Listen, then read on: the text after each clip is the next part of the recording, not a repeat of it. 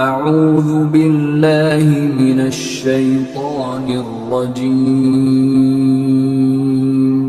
بسم اللہ الرحمن الرحیم۔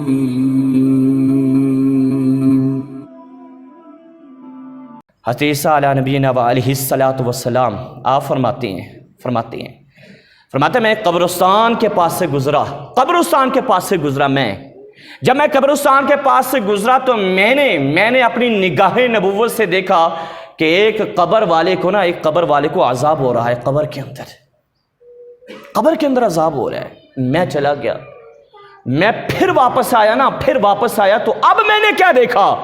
اب میں نے یہ دیکھا جس قبر والے پر عذاب ہو رہا تھا نا، اسی قبر والے پر اب اللہ تبارک و تعالیٰ کی رحمتوں کی بارش ہو رہی ہے۔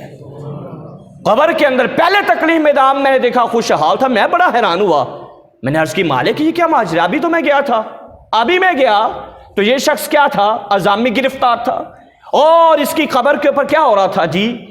عذاب نازل ہو رہا تھا، اور یہ بندہ تکلیف میں تھا، پریشانی میں تھا۔ مالک کیا ہوا ایسا کہ سارا منظر ہی بدل گیا، ہر چیز ہی بدل گئی؟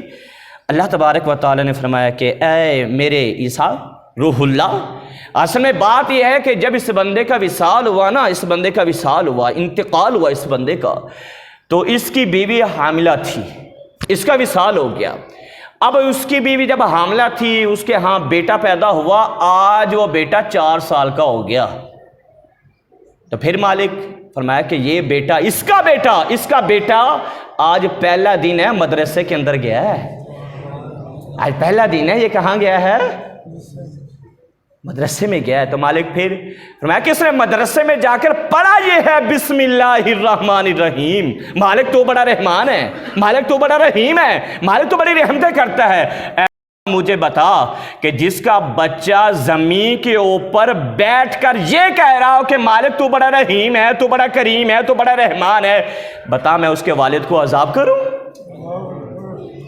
میں اس کے والد کے اوپر اپنی رحمتیں نہ نازل کروں؟ جس کا بچہ زمین کے اوپر بیٹھ کر یہ پڑھ رہا ہے بسم اللہ الرحمن الرحیم، اللہ کے نام کے ساتھ شروع، جو بڑا مہربان ہے، بڑا رحیم ہے، بڑی رحمتیں نازل کرتا ہے۔